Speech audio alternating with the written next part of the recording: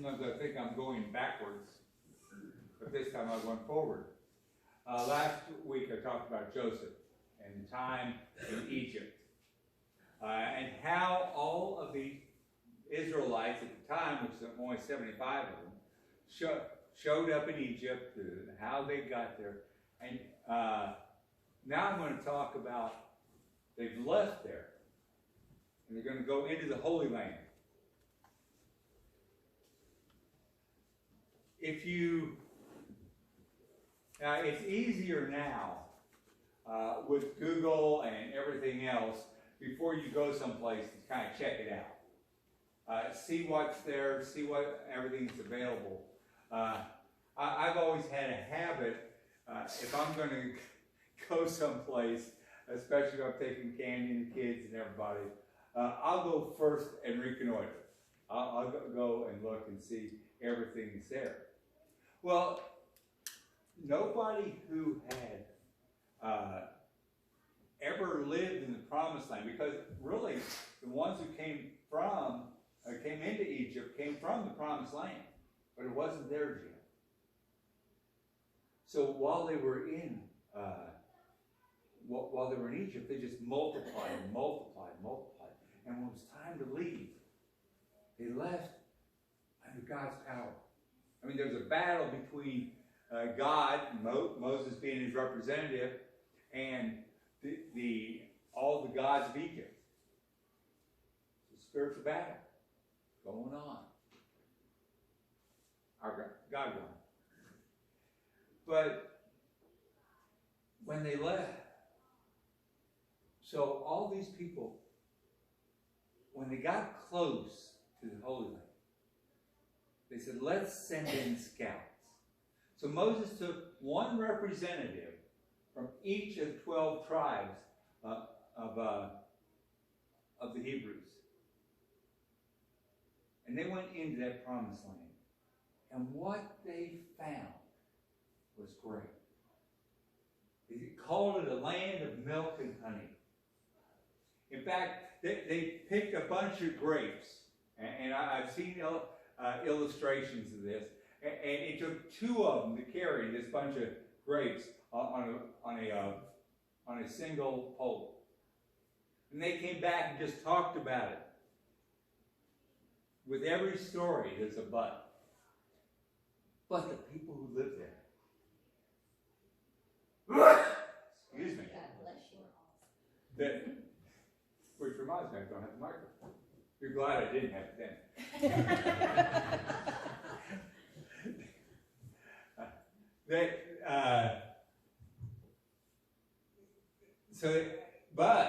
But the people who live there are giants. I mean, we felt like grasshoppers. It's not someplace we can take. They're in fortified cities. You know, we're a bunch of nomads out in the desert, and all we hear is fear, fear, fear. Except for 2 guys. 2 guys. Caleb and Joshua. He said, let's go. Let's go. They were ignored. And God, okay. You just wandered around for 40 years till all of you die out. And then the next generation will enter the Holy Land. Except for 2 people, Caleb and Joshua. They were going to enter it. Joshua wound up being the leader, and I'm going to start with Joshua 1. After the death of Moses, the servant of the Lord said to Joshua, son of Nun, Moses' aide, Moses, my servant, is dead. Now then, you and all these people get ready to cross the Jordan River into the land I'm about to give them. To the Israelites, I will give you every place where you set your foot, as I promised Moses. Your territory will extend from the desert to Lebanon, and from the great river, the Euphrates, to the Hittite country, to the Mediterranean Sea in the west. And no one will be able to stand against you all the days of your life. As I was with Moses, so I will be with you. I will never leave you nor forsake you. Now here's his commission. Be strong and courageous, because you will lead these people to inherit the land I swore to their ancestors to give them. Be strong and very courageous. How'd you like those marching orders? There's the but. I didn't say but in here, but it kind of is. Be careful to obey the law my servant Moses gave you. Do not turn from it to the right or the left, that you may be successful wherever you go. Keep the book of the law always on your lips. Meditate on it day and night, so that you may be careful to do everything written in it. Then you will be prosperous and successful. And it goes back to the command. Have I not commanded you? Be strong and courageous. Do not be afraid. Do not be discouraged, for the Lord your God will be with you wherever you go. And we see here a balance, a boldness, a courage, a strength to go forward and claim what God has promised us. But don't do it at the expense of integrity, at the expense of kindness, at the expense of love. God gave them a balance to live by. And we need to do that same thing. In this time of, I don't want to hurt anybody's feelings. Now, who here believes smoking is good for you? Okay, we'll go to the next step. Who here thinks smoking is bad for you?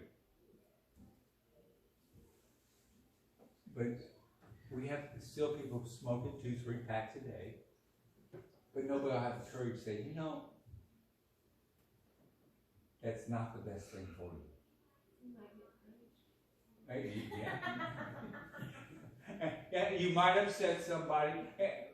But if we say it in a manner like, we could be very derogatory, we could be very, and really even more obnoxious than I normally am. But, or we can do it in a way that, hey, I want you at my 50th wedding anniversary. And that's 8 years from now. 8 or 9. 7 years from now. Okay. That's 7 years from now. I really want you there. I want you healthy. I want, and I honestly want the best for you. But if I lie to you, that's fine, go ahead. Am I really doing that? But let's look at when they crossed this river. Now, I've heard all kinds of stories about crossing it. When they crossed it, they were supposed to follow the Ark of the Covenant. So that means that these guys are carrying this heavy chest by poles. And as they started stepping the river divided, just like the Red Sea had. And they went across on dry ground. And when they got there, get ready for battle.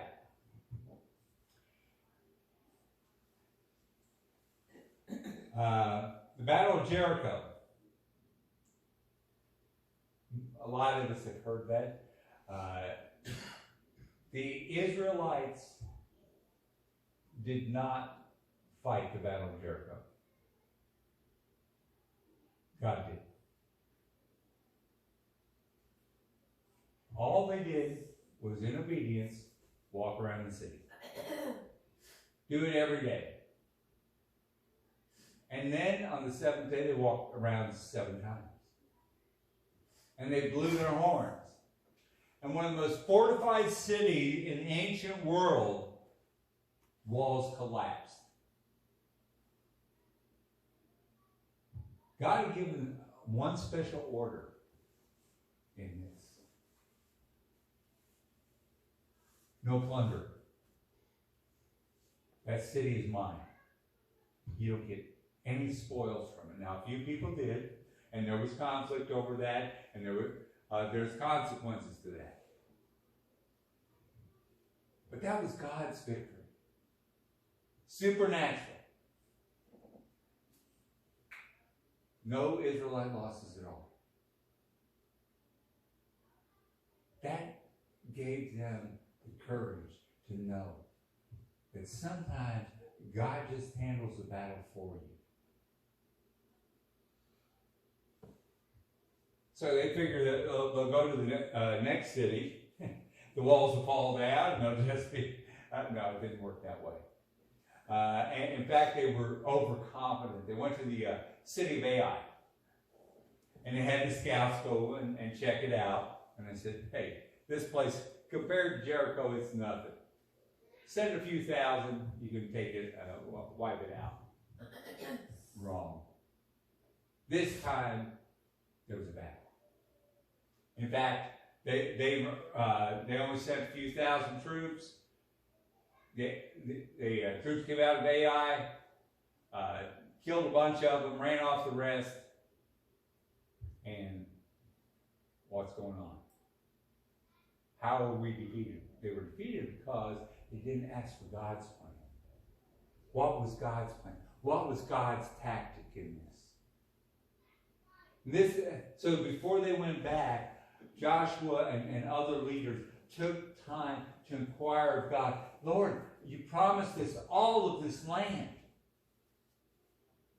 And here we are defeated by not a major city. God said, do it this way. Send a troop, about 30,000 guys behind them. You know, just kind of hide. And then send a smaller force straight at the gate again. You're going to attack from the front once again, just like you did last time. A little bit bigger force than you had last time, but same way. And when they come out, send the 30,000 in behind them, because all the soldiers are gone. This time, God said, go ahead and plunder, take all the stuff you would normally take when you take a city, because now you've done it in a military manner, but you have to realize, I'm the one in charge of how you're going to do these battles. You know, after Jericho falls, and Ai falls, the word starts getting out. Okay. We're not sure we want to fight these guys. Apparently they have a God that's more powerful than anything we've ever heard of. So the Gibeonites come. And the Gibeonites were cautious. They made themselves up to look like they had come a long way. And when they showed up, they said, man, we're not from around here, but we've heard about you from far away, and we want to sign a treaty with you ahead of time. That we're not going to bother you, you're not going to bother us, we're going to stay at peace. These guys are not even in, the way it sounded, they weren't even in the Holy Land territory. But they, no sense not signing a treaty with them. They did. Signed it in good faith. Then they found out they lived about 5 miles down the road. This time, the victory over the Gibeonites, and this included several different cities and several different tribes, they defeated them out of fear. The Gibeonites were so afraid of the God of Israel that they signed a treaty that they would not attack. That they, now, they didn't get off easy. They became the woodcutters. They became basically the servants of Israel. They lost their identity as city-states. And they became the servants of Israel. So we see 3 different victories and 1 defeat. The first victory is just all God. Do what I tell you to do, even though it doesn't seem to make a bit of sense. Do it anyway. In the most powerful, most fortified city of the ancient world, the walls just tumbling down. There's a kid's song about that. The next time, well, we'll just do it on our own. Well, you underestimated the enemy, you overestimated, and you were arrogant about your capabilities, and you got defeated. So come to me and let me tell you how to handle this. And we seek the wisdom of God. And they have victory. Then the third time, people have heard about God. And they are terrified. This time, they sign a treaty without checking out the whole story. It wasn't a good treaty to sign. And when they found out they were deceived, they could have started a battle right then and there. But remember what God said? Stay obedient to my law. Be good to your word. Now they said they would not conquer them militarily, but they didn't say, "Hey, you're getting off scot-free." There was still consequences to the deception. God said, "Stay obedient. Don't go out vengefully. Follow my guidelines." Well, they're going through the Holy Land, and there's other battles, and there's other things going on. And they're finally getting the land that had been promised to Abraham, Isaac, Jacob. And they are becoming truly a nation of strength through God's power. But remember those Gibeonites that they signed the treaty with? They got attacked by somebody else because they were seen as an ally to Israel. So they had to go and help them. They had a treaty, kind of like NATO. You attack them, you attack us.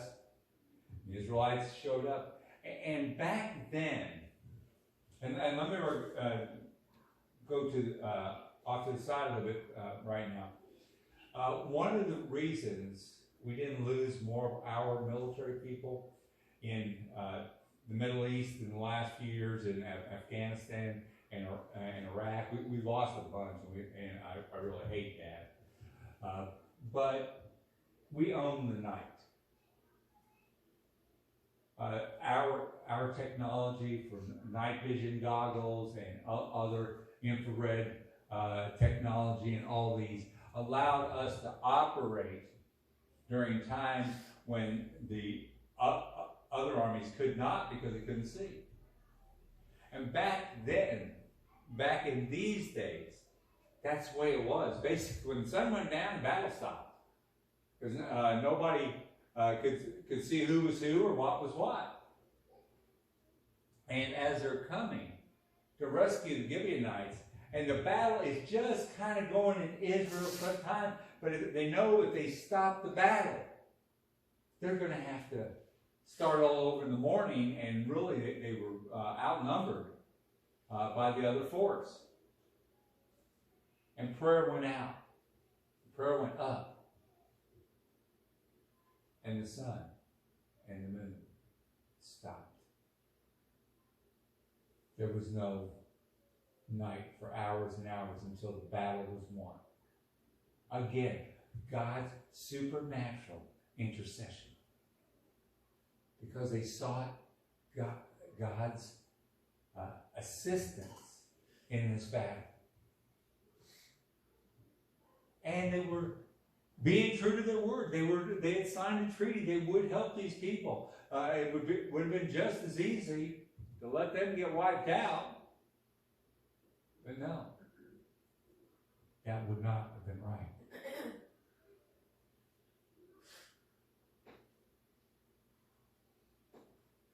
The before and after. When you eat it, who likes peanut butter and jelly? Sandwiches? What do you like the best? The bread or the peanut butter and jelly? The jelly. The jelly? Candy used to laugh at me because I just take the peanut butter and jelly and mix it together in a bowl and eat that. I didn't eat the bread. Well, yesterday I went to So, the bread in this sandwich. Be courageous.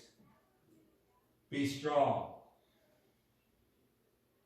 Be courageous. Be strong. But in the middle, the most important part is be obedient.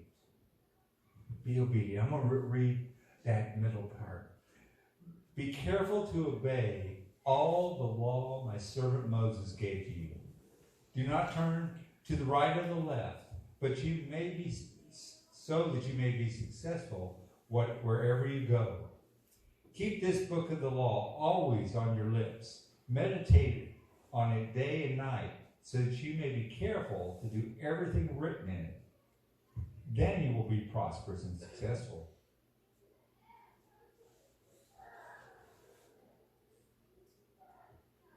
God has given us a standard to live by.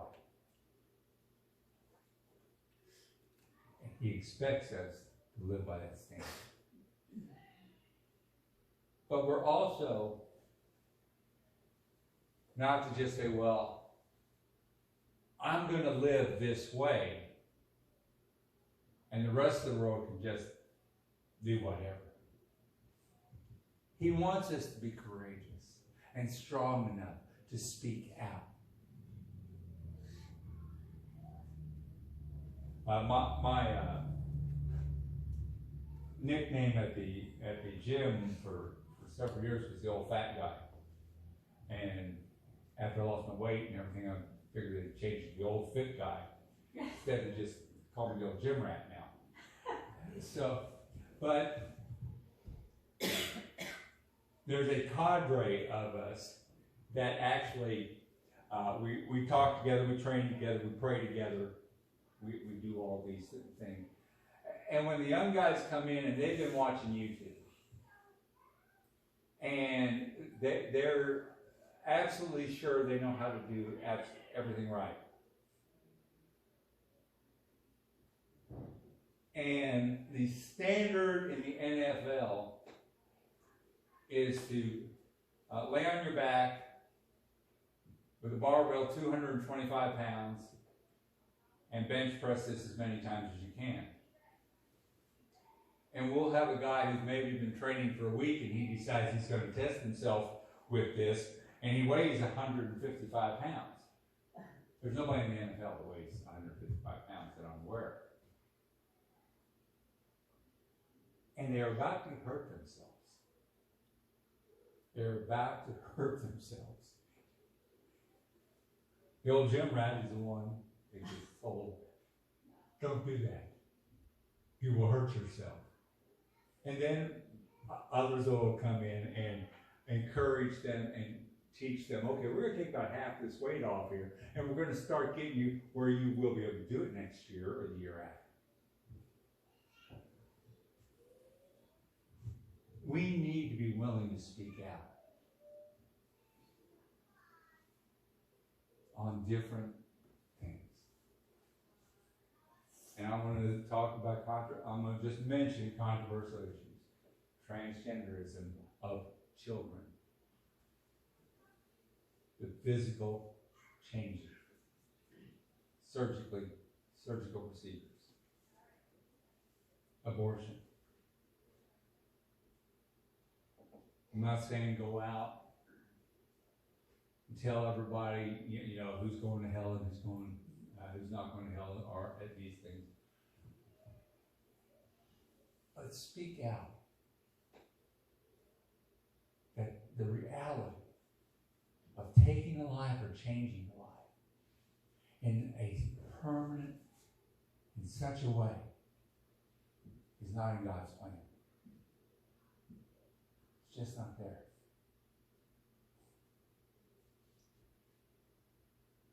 If we do it hatefully, we're throwing out what God has given us. Those laws that He tells us to meditate on, to love Him and love others. But if we're not courageous and not strong enough to willingly speak about it,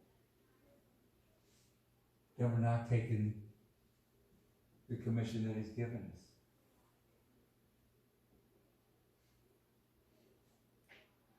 Love. Don't tell somebody in love and in a tactful way and in a way that they will have regrets on certain decisions they're making.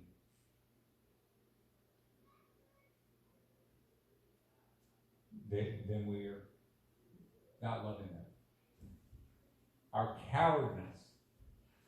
The Israelites were for 40 years were not allowed to take the Holy Land because of their fear. They refused to go in because even though they knew it was the land of milk and honey, great for us, oh, those people are too big and strong. We can't do that. And that's fine. You don't get to. Your kids and grandkids get to. Except for Caleb and Joshua. They focused on the promise rather than the hazards. We need to realize our entire society needs the truth spoken. Not hatefully, not direct confrontationally, but in support and love. Let's pray.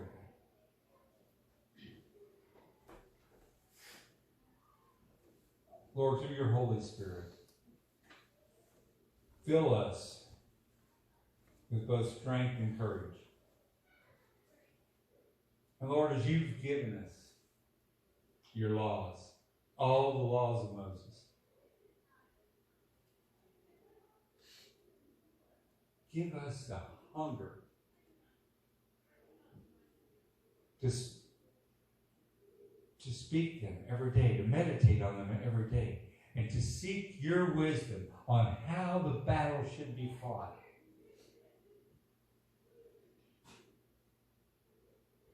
Give us the strength for integrity, for ethical behavior, for loving behavior. Give us the courage to speak the truth in your name. Amen.